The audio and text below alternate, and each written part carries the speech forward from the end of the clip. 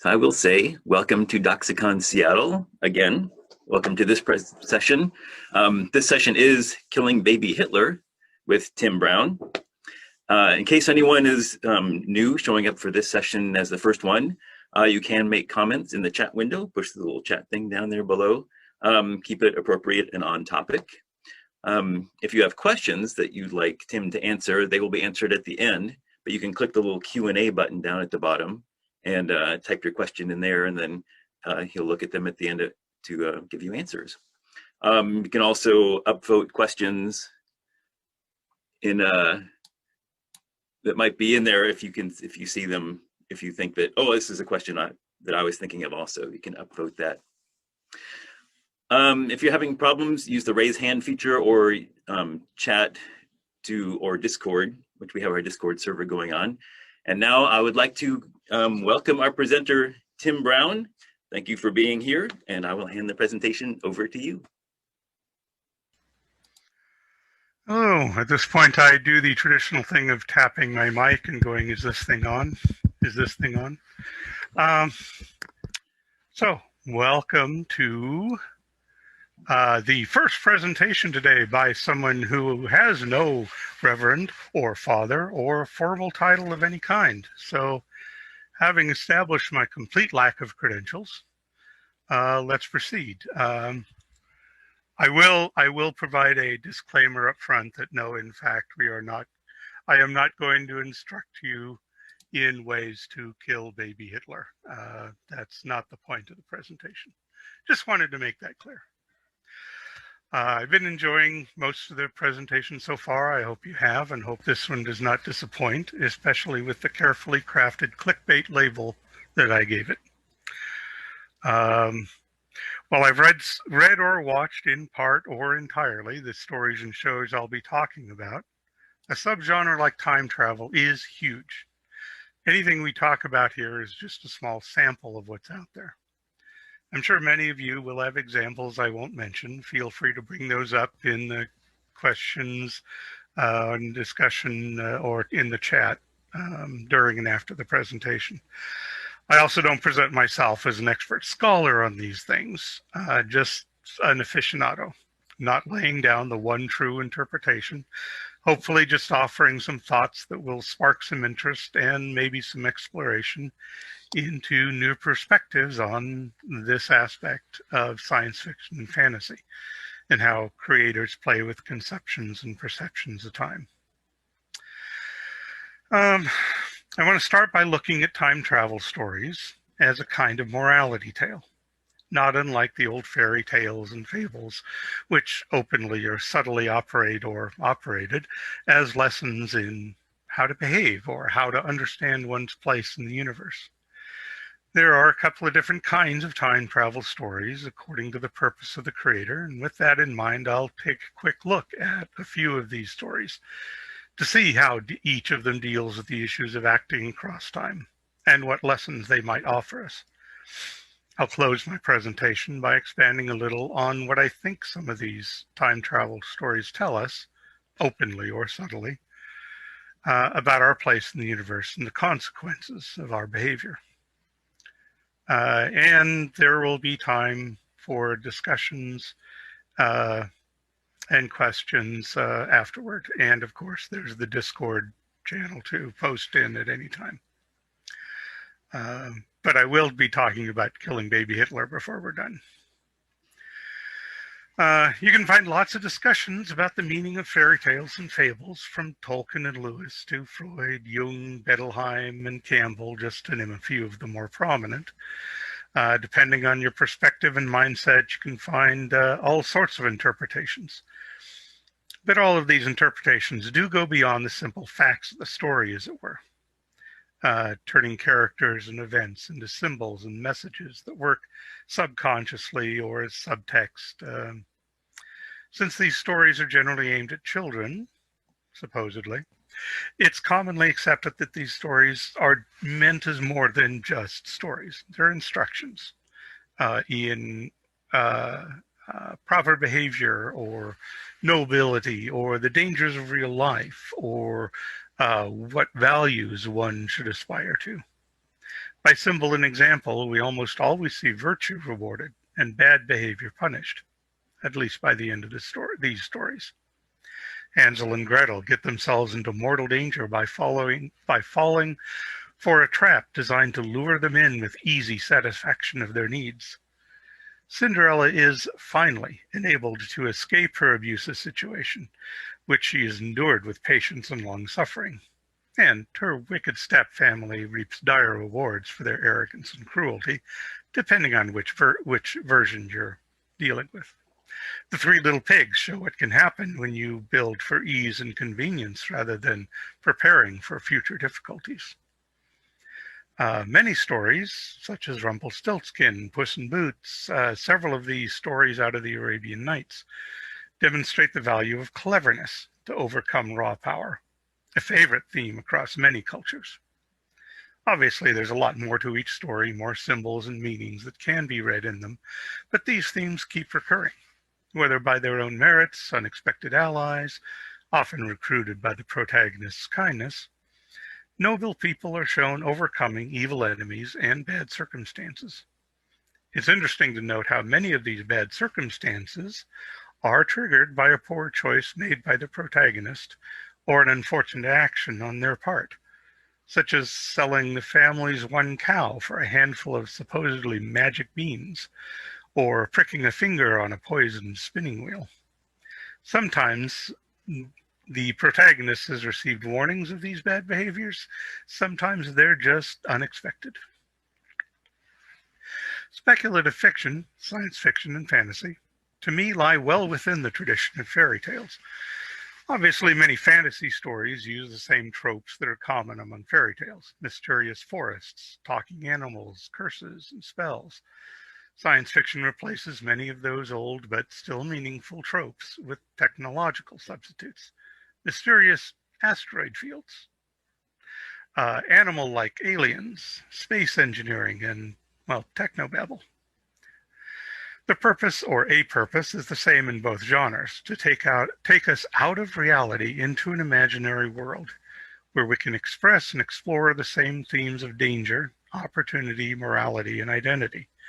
Perhaps the best-known modern expression of how speculative fiction occupies the same space as fairy tales is the line, "A long, long time ago in a galaxy far, far away."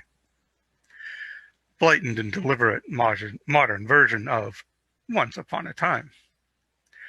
Setting the story in an unreal world allows the creator to manipulate how the world works, and it also puts the moral, psychological, and cultural themes of each story at a distance from real life. Really, it's kind of the whole purpose behind Doxacon, to explore and examine how science fiction and fantasy relate to real-life issues, reflecting moral and spiritual insights to be found in all these unreal worlds. Now, it has seemed to me that there's generally two kinds of time travel stories: predictions, which usually include warnings, and what I call do-overs. Wait, make that three kinds of time travel stories: predictions, do-overs, and adventures. And after all, nobody expects the Spanish Time Inquisition.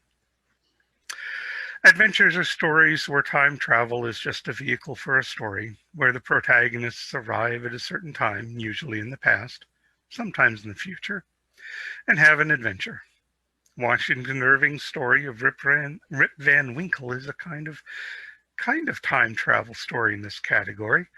The title character, by sleeping for 20 years, effectively jumps from one time to another and has to deal with the differences that have developed around him.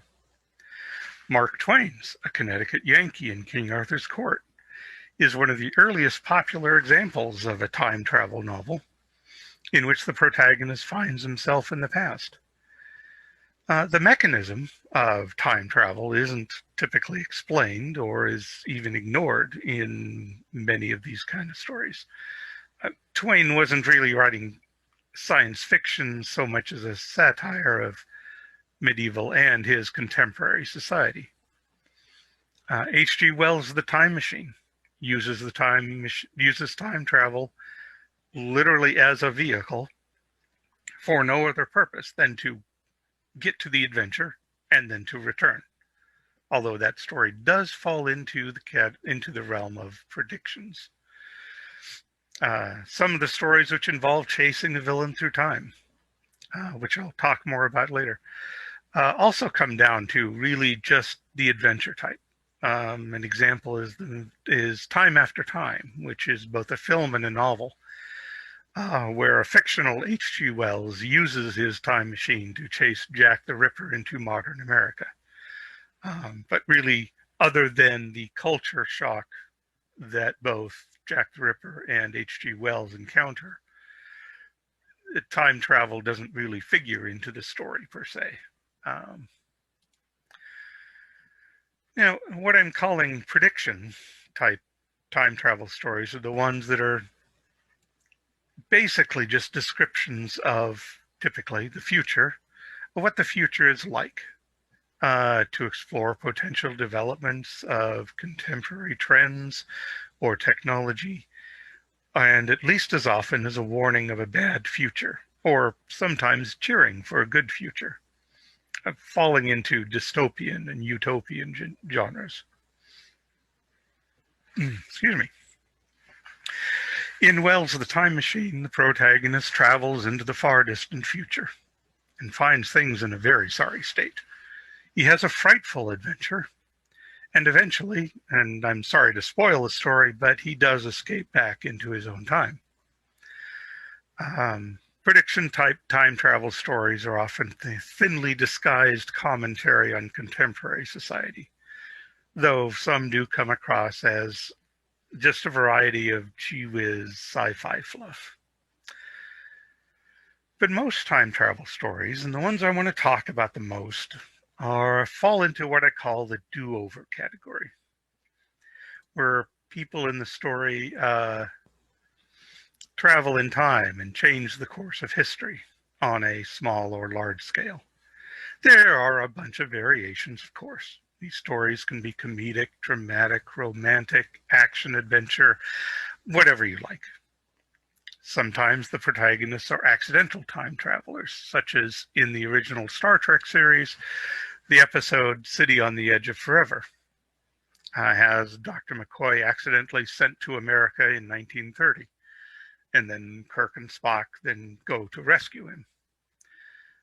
In Eric Flint's novel 1632, an entire West Virginia town is transported from America in the year 2000 into the middle of Europe in, 1632. That's the title. But one of the most popular examples of accidental time travel, and one reason I came up with the name of the do-over category, is the film Groundhog Day, written and directed by Harold Ramis, starring Bill Murray. The protagonist of this film is suddenly trapped in a time loop where he wakes up the same day every morning, reliving the same 24 hours over and over again. Once he realizes the situation and realizes that there's no apparent consequences of his behavior, since each morning is a complete rewind, he explores some of the unique possibilities this offers him. Consider, and this is something the film kind of puts forward as the driving question of the film. What would you do if you could have a day where you could do anything you wanted to anyone you want, knowing that you would wake up the next morning, there would be no punishment, no ill effects, nobody would remember what you did, there would be no accountability, everything would just reset? What would you do? Well, hedonism, which is just doing stuff for fun, is one phase the guy goes through. And this lasts a while, and then it becomes tiring. And he drifts into despair because ultimately, yes, this is just pointless because there's no inherent progress. There's no change. It just all resets and nothing matters. Finally, after doing this for some time, For the sake of human contact and for love, he resolves to improve himself socially and morally, doing good deeds, trying to make a real connection, and ultimately becoming a better person. And in the process, finally breaks the curse.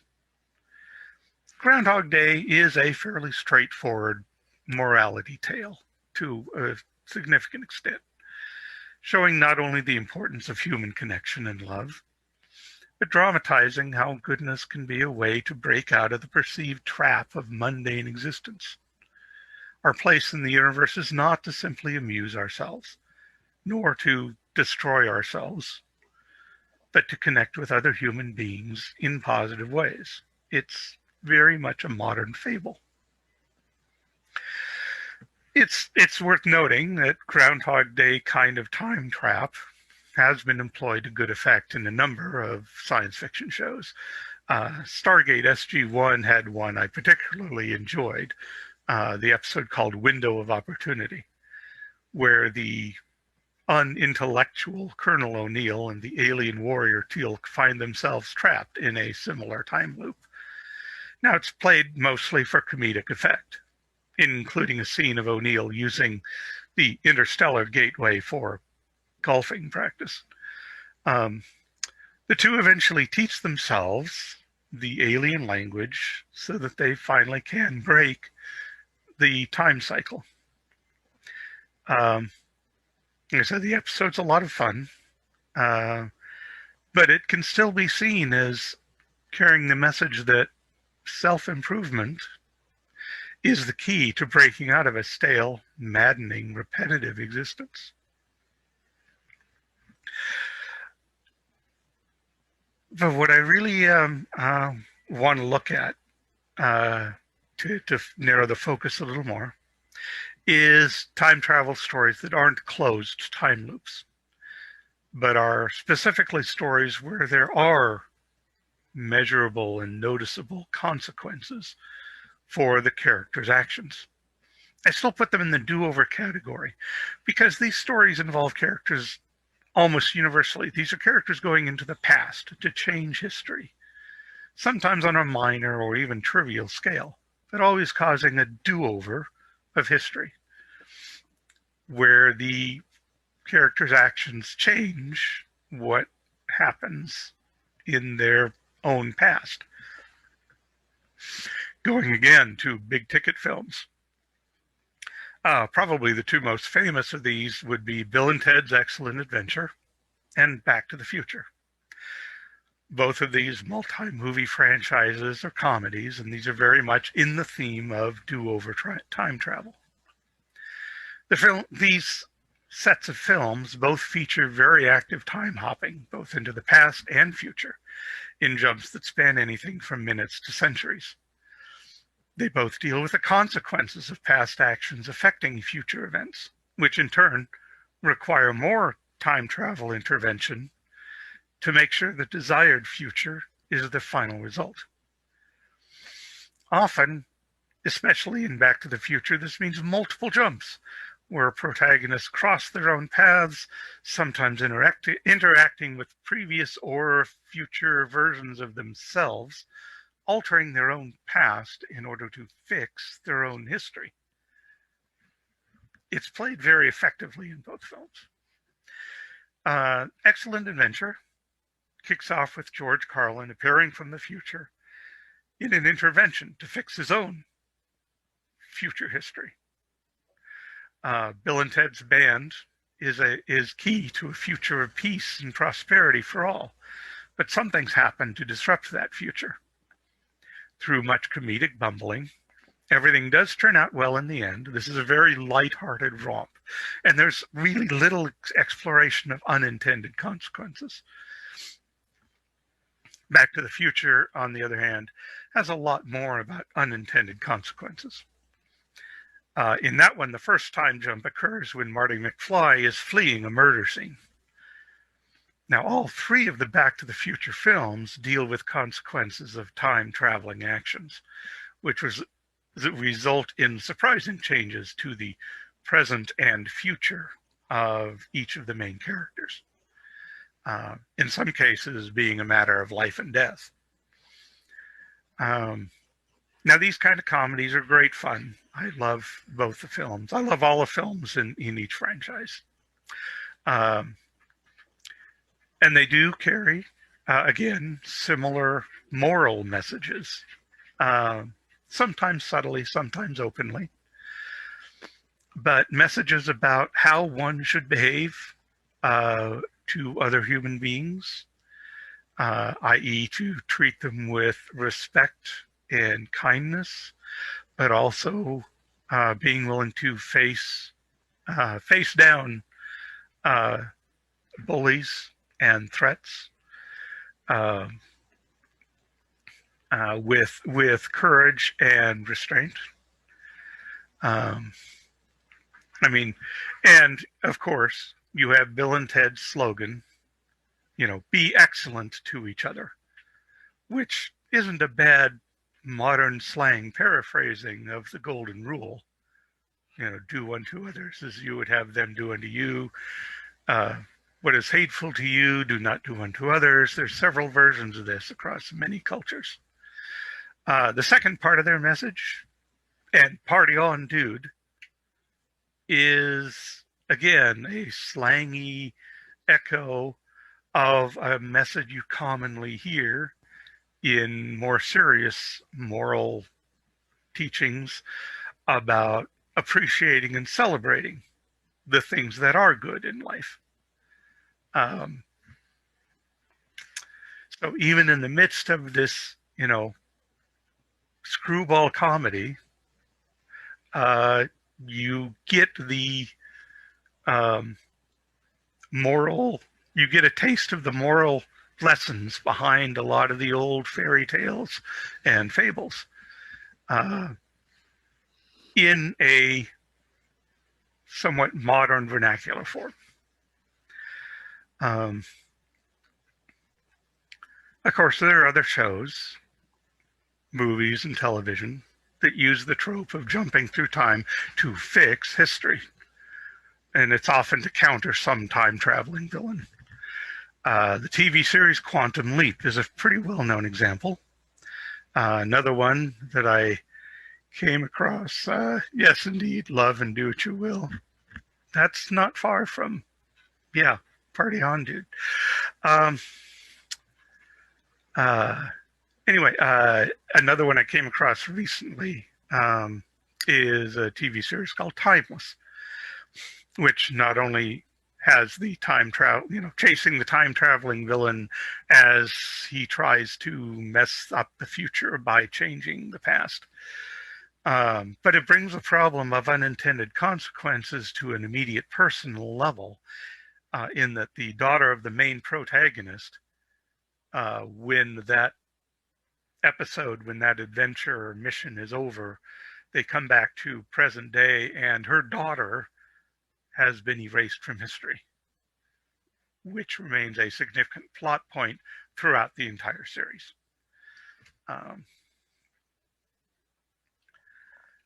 Star Trek, I already referred to the episode City on the Edge of Forever. Definitely not a comedy. It's a almost it has heavy tragic notes. A deranged Dr. McCoy disappears into the past, 1930 New York City to be specific, and suddenly the universe of Star Trek is completely changed so that the Starship Enterprise doesn't exist. Kirk and Spock are left there looking at this gateway through time going, what happened? So they go after him to rescue him. And they're being careful not to change history any further.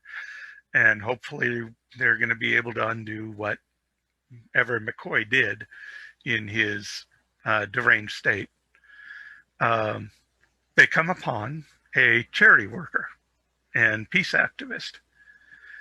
And they discover that she's the key element in the altered history they're trying to correct. It turns out that her activities keep America from rearming in time to fight the Nazis properly, so that Hitler, told you I'd get around to Hitler, wins World War II. Kirk, who is kind of falling in love with this activist, has to stop McCoy from saving her life in a traffic accident to get their own history back on course.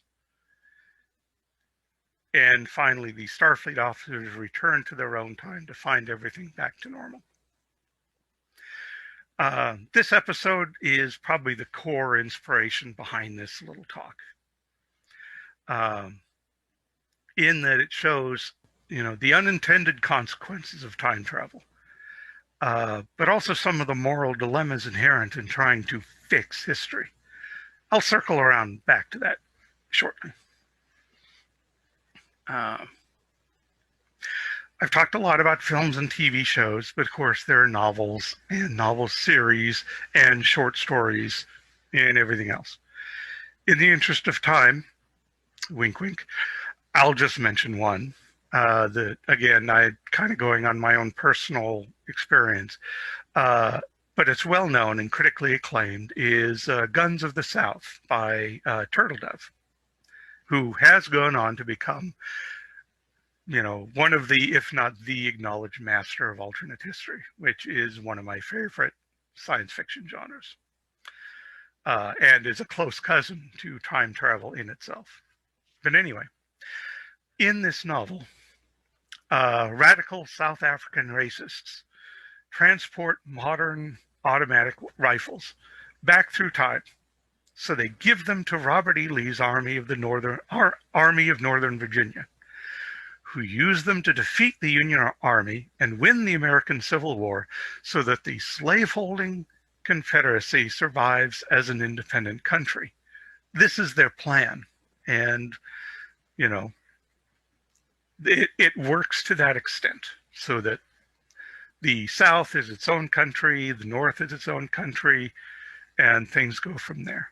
But in a twist the South Africans failed to foresee, Lee figures out what their real scheme was, in that it wasn't so much to benefit the South or Americans at all, but to make their apartheid South Africa, less of an isolated country in their own time. And they're just using Lee and the Confederates for their own purpose. So he figures out what they're doing, how they've deceived him.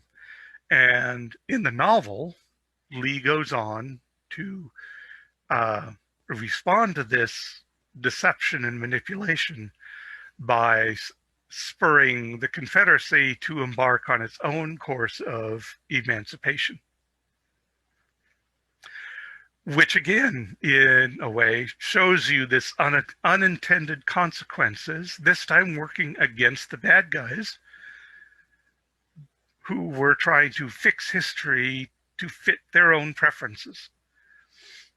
Although in this case, in another variation, the villains aren't stopped by heroic time travelers from our day so much as by the very people that they're trying to exploit to change history to their favor. If you're a history geek or a Civil War geek, I loved this novel for those reasons. But it's a great example of things don't work the way you expect them to. And that's the problem with so many time travel stories. And really, it's kind of the point of a lot of time travel stories, is things don't always work the way you want them to. And so it's in this sort of time traveling alternate history subgenre where I come up, where I got my clickbait title. Because it's common trope or even cliche about how, well, if I had a time machine, one of the best things I could do is be a hero to the world by going back and killing Hitler before he takes power and leads the Nazis to start World War II and do all the horrible things they did. Sounds great, obviously the Nazis are pretty much the definitive bad guys of history, the standard to which all of the bad guys are measured nowadays. So if you do get hold of a time machine and want to use it for good purposes, this is an obvious move, right? Right. Well, again, the problem with so many of the best time travel stories is that you can't predict what's going to happen when you change things. Maybe things will work to your benefit, like for Marty McFly, whose living situation changed for the better after his adventures in Back to the Future. Although it is worth noting that he didn't start on that adventure for the sake of making his parents better people. In fact, I might even submit that this extra benefit is made dramatically possible precisely because he didn't set out for his own gain. He wasn't saying, I can make things better by exercising this unique ability. For a lot of the first movies, his motivation was, I want to go home, because he suddenly finds himself transported from 1985 to 1955 and has to figure out how to get back home to 1985.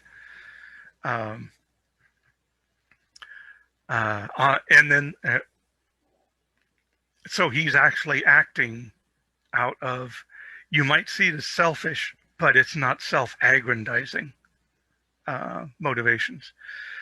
In Guns of the South, things eventually turn out badly for these South African radicals, who end up being branded as criminals by the very people they are claiming and actually helping.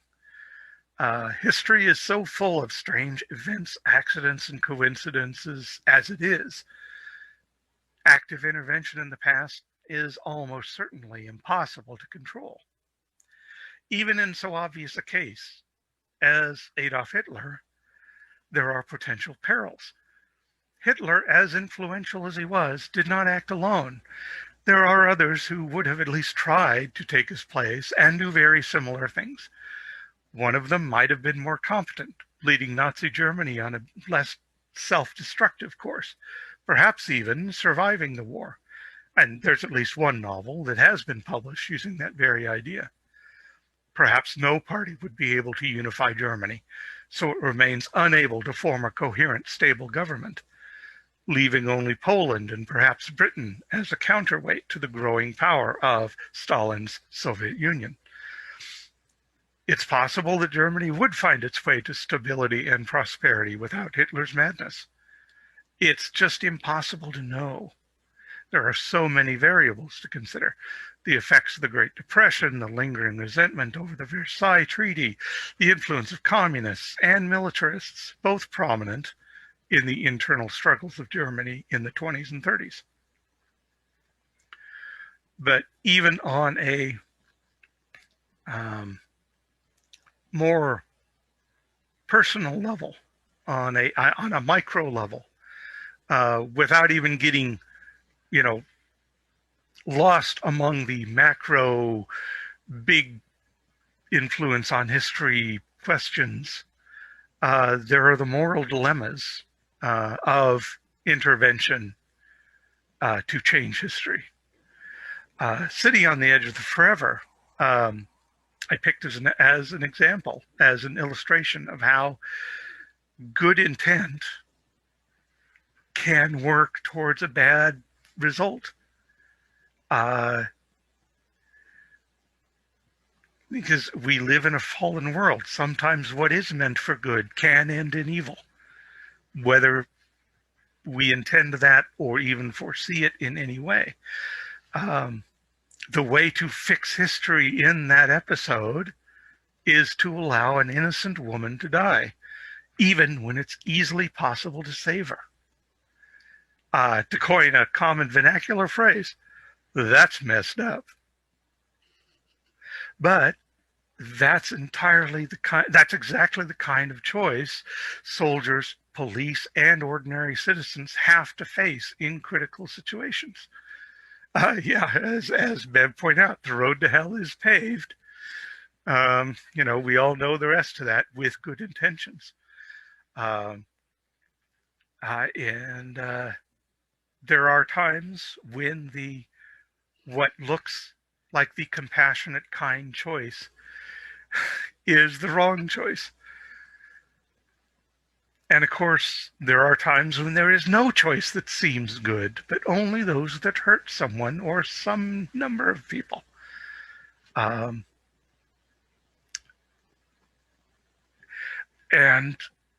the time travel stories I appreciate the most for depth are the ones that take on these kind of questions, these kind of issues. Is how do you deal with that choice?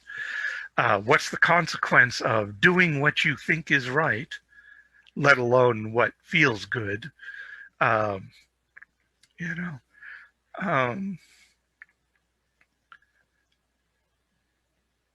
what do you do when what seems like a good idea turns out badly? And with the ability to pop back and forth in history where you can see the long-term results of your intervention, how easy it is to go back, if you do something and it turns out badly, how easy is it to go back and refix or unfix what you did? If you go back and kill baby Hitler, but it turns out badly, and you go back and stop yourself from killing baby Hitler, you still have Adolf Hitler doing all the bad things he did, so that's turning out badly. And pretty soon your head explodes. And even on a further micro level, how good is it to kill a baby anyway?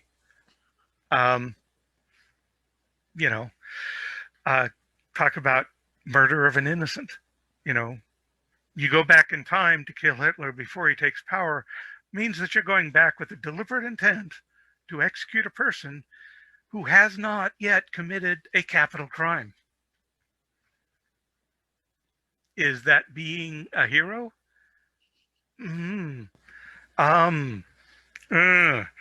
Yeah. I was intrigued by something I came across in the casual web crawling I laughingly call research. Apparently, there is at least one published story out there based on the idea of someone goes back in time to stop Hitler, but not by killing him.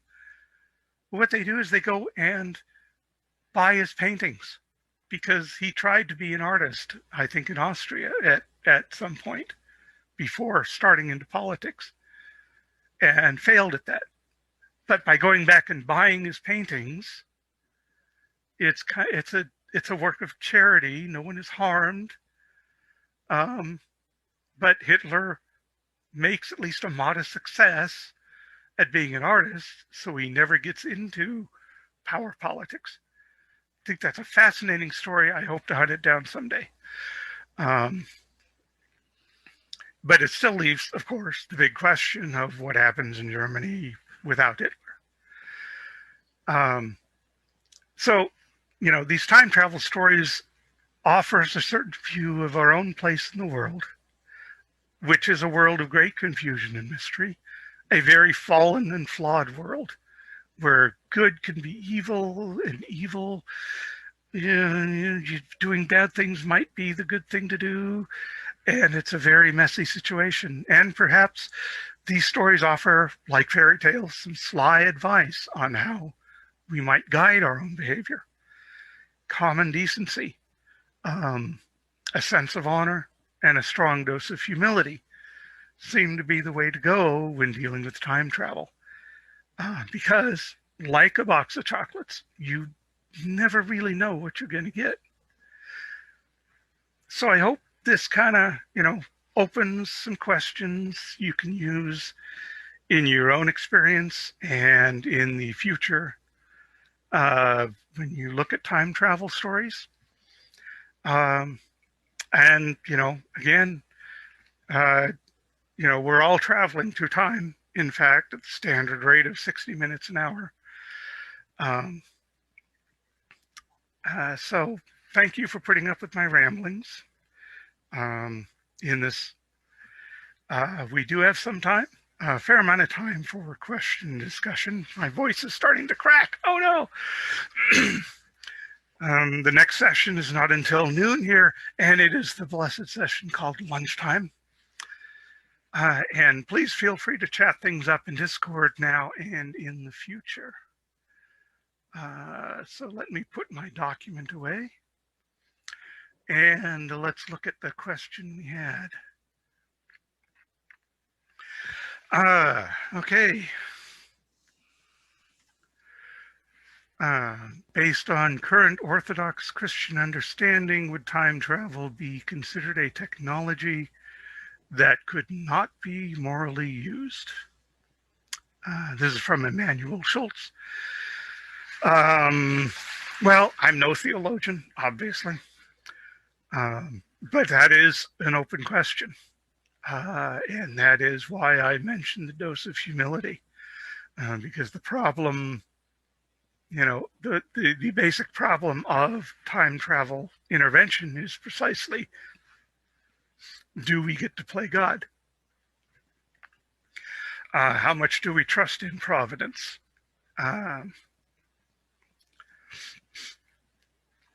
It would be interesting to hear some of the more trained people discussing this question, even if it is theoretical. Robert K. asks, what about the do-over culture of video games? The repetition of characters dying and reviving and doing the same task over and over until the character succeeds and moves on to the next task. How does that impact our view of our place in the world and the consequences of moral actions? That's a fascinating question, one that I had not arrived at myself, but it is an interesting point. Excuse me.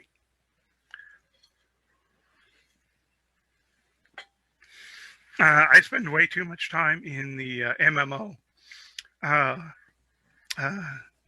Old Republic, Star Wars online.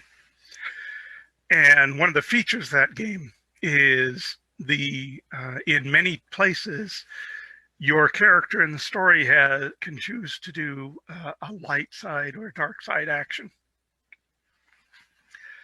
And, there's some debate over, how valid some of those choices are. But it is interesting because, for the sake of exploring stories, I've taken one character through and done all the light side, and another character and done all the dark side, and et cetera, et cetera. And that's an interesting exploration. As far as the repetition, I'm not sure how to respond to that at the moment, but it is an interesting question. But the whole idea of playing these games that offer moral choices, whether they're measured in game terms or not. But, do you shoot the prisoners or capture them or set them free? If you don't beat them this time, you just pop in again and beat them the next time, and you just, pop back to the med center and respawn and do it. And one does have to wonder what effect that is having on people's attitudes towards moral choices, if you can always just redo them or not. Into the breach. I'll have to look at that one. And just how serious are the consequences of moral choices in games? And again, how does that affect our view of moral choices? Having gone through, I get almost the exact same story, whether I choose the dark side or the light side in the Star Wars MMO. Now, there are places where there are major differences, but mostly it's the same story. How is that affecting my own moral judgment in real life? Elizabeth Turbo gives me, do you think that most ways that time travel stories could be done have already been done? Is it possible to write something new and fresh about time traveling? uh, well, you could ask that about any genre, is my initial knee-jerk reaction. And I think because there are whole batches of time travel stories that I didn't touch on. Madeleine L'Engle's Wrinkle in Time touches on time travel. And you start, I barely mentioned it, but alternate history, like I said, is a close cousin of time travel. And there are lots of ways that's been done. And I haven't even talked, partially because I don't know any at all very well myself, but, fantasy versions of time travel. So, I wouldn't be surprised if there are new ways to do this. But I would suspect that it would depend on how much you've already seen.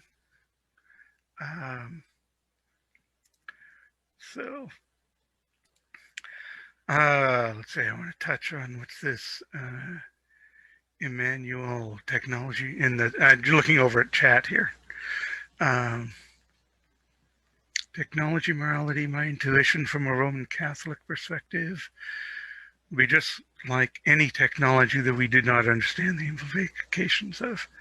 We can't make a reasonable moral choice, so we should avoid it until the consequences can be evaluated. Unless time travel consequences could be measured and understood, at least generally, it would be far too dangerous. It's like the standard trope of, I've seen for years now, where,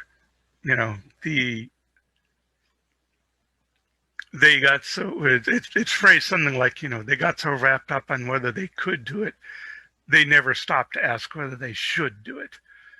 And it's like, yes, that would be the proper moral thing to do, perhaps. But since when have people actually behaved that way?